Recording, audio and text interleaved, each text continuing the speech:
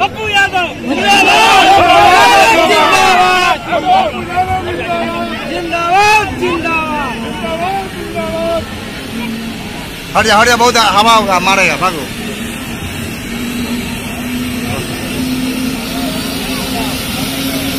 हट जाइए।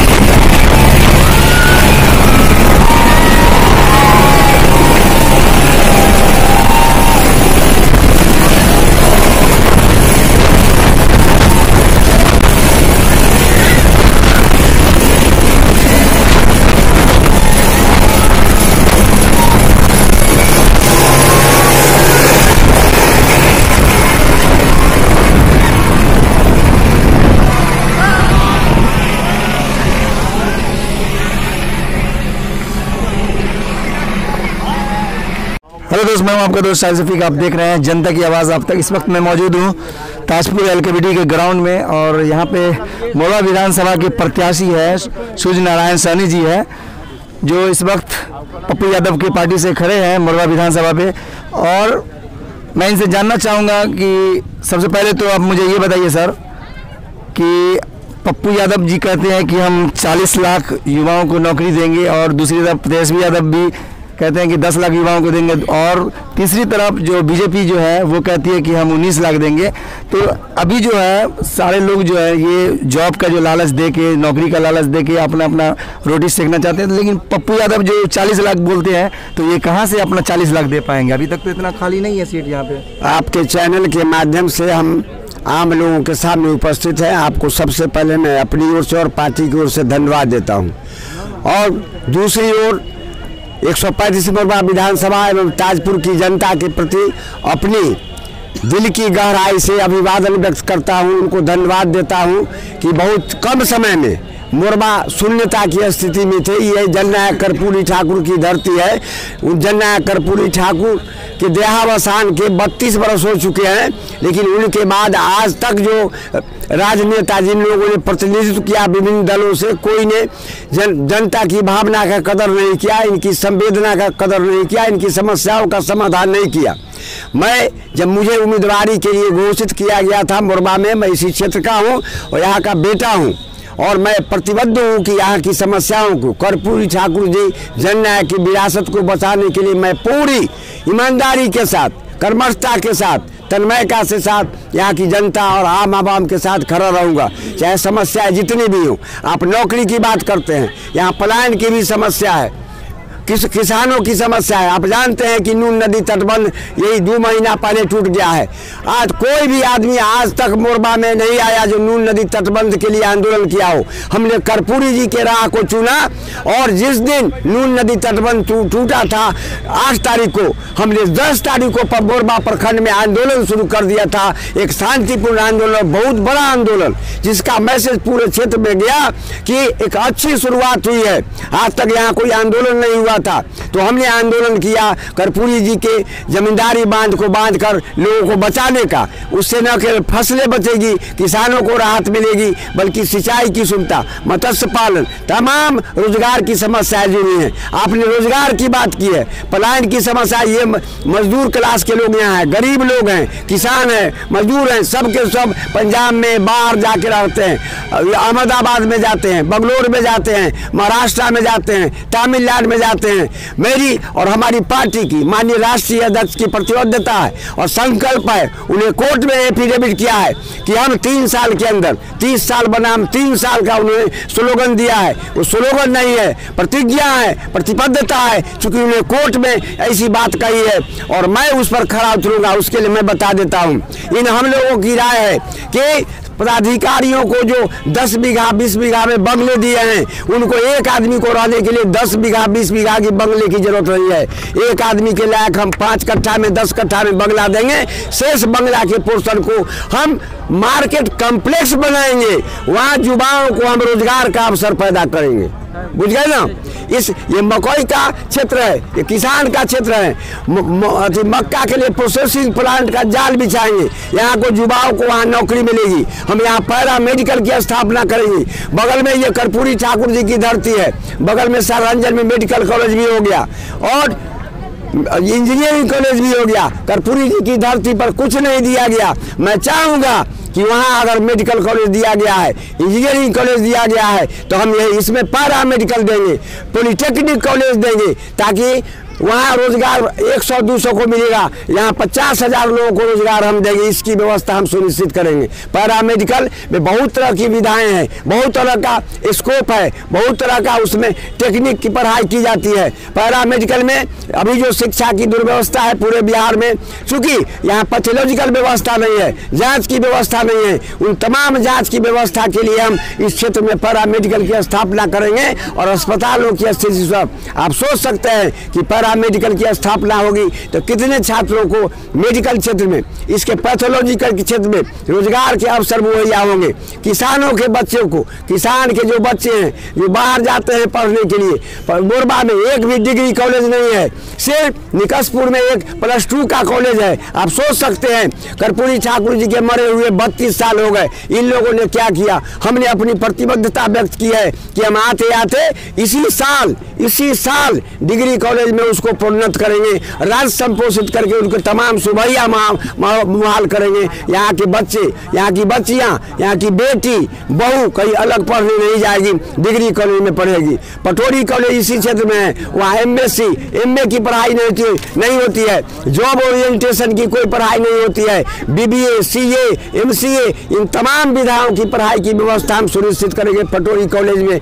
और फिर अन्य जो जितनी सारी सुविधाएं हैं, सड़क की हालत यहाँ बदहाल है, पर्यावरण का सुविधा नहीं है। यहाँ खुदनेश्वर स्थान जो पर्यटन का विश्वव्यापी वो मंदिर है, जो हिंदू और मुसलमान का सांप्रदायिक सौहार्द का केंद्र है, वो आज वो अपने आंसू बहा रहा है, अपने वो माने अति पर समस्याओं पर आंसू बहा रहा है। हम आते आते वहाँ की सड़कों को ठीक करेंगे, राष्ट्रीय स्तर का पर्यटन का दर्जा देंगे, देश विदेश के लोग आएंगे और देश विदेश के लोग आए तो यहाँ लोगों को हजार रोजी रोटी मिलेगी। आप जानते हैं कि नालंदा में या राजगीर में या बिहार में ये गढ़ है वो सब वीरान पड़ा हुआ है। हमारी योजना है, हमारी पार्टी की योजना है कि वैशाली के गढ़ को हम ऐसा अंतर्राष्ट्रीय स्तर पर विकसित करेंगे कि वहाँ लाखों लोगों को रोजगार। आप 40 की बात करते हैं, 40 लाख से भी अधिक लोगों को रोजगार जो पर्यटन स्थल है उसको विकसित करने से मिल सकता है। जितने भी पदाधिकारियों के बड़े बड़े बिल्डिंग है, सरकारी जमीन पड़ी हुई है, उसमें तमाम जगहों पर मार्केट कम्प्लेक्स बनाया जाएगा, इन जो बेरोजगार युवा को दिया जाएगा, उन्हीं को वो अपनी रोटी के लिए अपना व्यवसाय करेंगे। यहाँ एक भी मवेशी के इलाज के लिए यह डेयरी का क्षेत्र है, डेयरी से आधारित कोई भी प्लांट नहीं है। तो हम लोगों ने, हमारी पार्टी के माननीय राष्ट्रीय अध्यक्ष ने डेयरी के बारे में भी कहा है कि हम डेयरी का प्लांट लगा के युवाओं को रोजगार देंगे। भैंसी, गाय, बकरी, मत्स्य पालन इसकी भी हम सुविधा देंगे। गांव गरीब के लोग जिनकी जीविका खेती बाड़ी की है, यहाँ ये जो तटबंध टूटा है उसमें मत्स्य पालन की व्यापक सुविधा है, मछुआरों को इसकी बहुत बड़ी सुविधा में मिलेगी। दूसरी बात है कि जब भी बाढ़ आती है, सुखाड़ होता है, 1990 के पहले ये यहाँ था रिमिटेशन कमीशन था, माने शहरात में जो नुकसान होता था उसकी भरपाई के लिए यहाँ कमीशन था। वो जांच करके रिपोर्ट देती थी और रिपोर्ट के आधार पर उसको मुआवजा मिलता था। सरकार को मछुआरे लोग 3 लाख, 4 लाख, 5 लाख राजस्व देते हैं, लेकिन जब उनकी मछली उनके पोखर ढाब से बह जाते हैं तो इसकी जाँच कर उसकी भरपाई नहीं होती है। इसीलिए हमने कहा है कि हम मछुआरों को KCC की सुविधा देंगे और किसानों को जो जिन लोगों को KCC की सुविधा नहीं मिली है KCC की सुविधा देंगे, ऋण की सुविधा देंगे। एक और यहाँ बहुत बड़ा घटिया बोलिए प्रशासनिक व्यवस्था है, साजिश के तहत ऐसा किया जाता है कि खाद बीज ऋण के नाम पर ब्लॉक में भेजा जाता है और बिचौलिए के माध्यम से एक टैगिंग होती है, एक खास आदमी को दे दिया जाता है और वो बिचौलिया कहता है कि आप नगद खरीद लीजिए, हम 10 दिन में आपको पैसा देते हैं। खुद मैंने पिछले साल 3200 रुपये का धान का बीज लिया था, पैसा जब 1 साल तक नहीं दिया तो हमने जिला कृषि पदाधिकारी को डांट लगाई, तब जाके भेजा। तो कहने का माने यहाँ भ्रष्टाचार चरम पर है, पग पग पर भ्रष्टाचार है। जितनी भी सरकारी योजनाएं हैं उसमें व्यापक भ्रष्टाचार है, 40% से अधिक ये लोग खा जाते हैं। तो फिर क्या होगा इस बिहार का, इस शाहपुर का, इस मोरबा का? जब हम आएंगे तो हम ऐसी व्यवस्था करेंगे कि भ्रष्टाचार की ही नहीं मुक्ति हो। ये कर्मचारी लोग, सीओ लोग, सीआई लोग जो जमीन के दाखिल खारिज में, रसीद काटने में जो पैसे लेते हैं उस पर हम लगाम लगाएंगे। पहली जो व्यवस्था थी जमींदारी के समय में व्यवस्था थी, 90 के पहले जो व्यवस्था थी, जो ग्राम कचहरी है हर जगह, 2 गांव 3 गांव मिला के ग्राम कचहरी है, वहाँ आता था कर्मचारी, वहाँ आता था सीओ, वहाँ आता था सीआई और वहाँ रसीद करती थी। उस व्यवस्था को हम लागू करेंगे कि कोई भी आदमी अब अंचल पर, ब्लॉक पर नहीं जाएगा कर्मचारी रसीद काटने के लिए, दाखिल खारिज करिए। उनकी जवाबदेही होगी कि ग्राम कचहरी में आके लोग जमीन का मुआवजा और मालगुजारी की वसूली करे, रसीद काटे, दाखिल खारिज करे, या केसीसी के लिए एलपीसी बनता है उसको दिलवाने का काम करेंगे। आखिरी शब्दों में आप मोरबा विधानसभा के लोगों को क्या मैसेज देना चाहेंगे? मैसेज देना चाहते हैं कि अब उन लोगों का, बेईमानों का, चोरों का, भ्रष्टाचारियों का, सामंतवादियों का युग खत्म हो गया है। अब कर्पूरीवादियों का युग आ गया है। हम कर्पूरी जी के लोग हैं।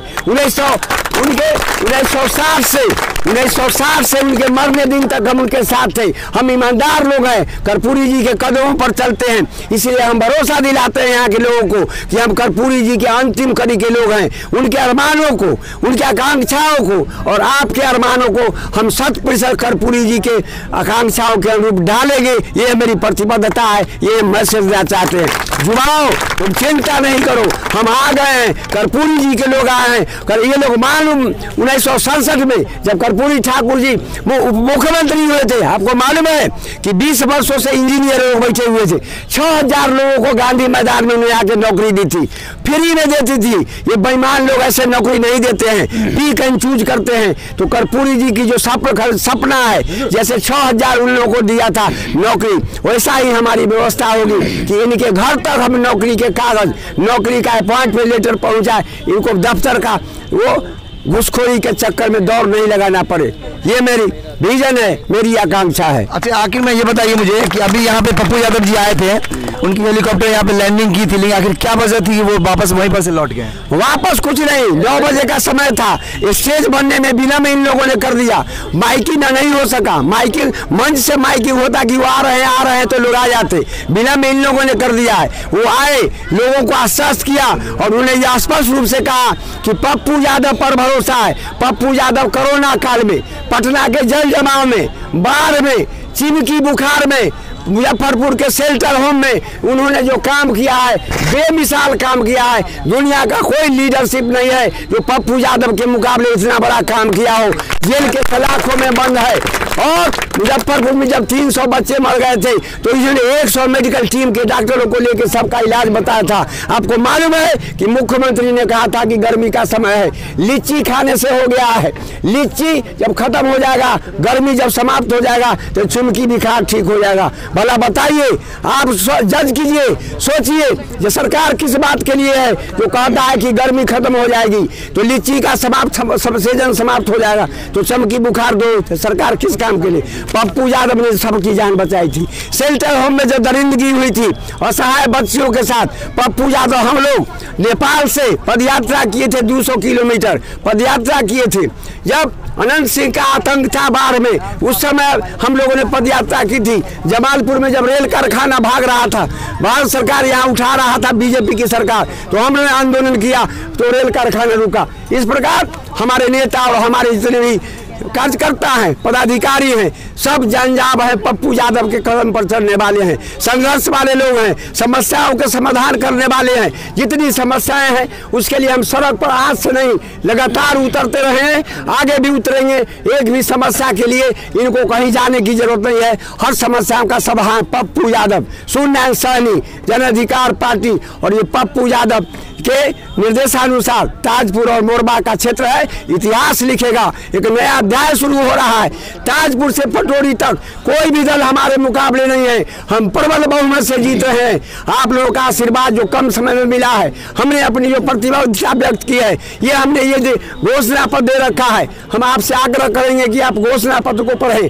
हमारे कैरियर के मुताबिक हम यहाँ MA BEd और मास कम्युनिकेशन किए हुए हैं, लॉ किए हुए हैं। समस्तीपुर में हम सब जज थे बच्चों के कोर्ट में। भारत सरकार के द्वारा हम देश विदेश गए हुए हैं अच्छे कामों के लिए। तो मैं चाहता हूँ, स्वामी विवेकानंद जी ने कहा था कि जंग लग कर मरने से बेहतर है घिस के मरो। तो हम आपके लिए घिसने आए हैं। संकल्प लेते हैं कि निश्चित रूप से अंतिम क्षण तक हम आपके आकांक्षाओं पर खड़े होंगे। धन्यवाद। दोस्तों, ये थे सूर्य नारायण सहनी जी, मोरबा विधानसभा के प्रत्याशी हैं और पप्पू यादव की पार्टी से, जन अधिकार पार्टी से। दोस्तों, मैं हूं आपका दोस्त साहिल शफीक। अगर आपको वाकई में लगता है कि ये बिहार बदलेगा और बिहार को बदलना चाहिए तो इस वीडियो को ज़्यादा से ज़्यादा आप शेयर करें, दूसरों तक पहुंचाएं और एक सही नेता का चुनाव करने का मौका दें। आज के लिए इतना ही। धन्यवाद। मिलता हूँ हमारे वीडियो में एक नए वीडियो के साथ।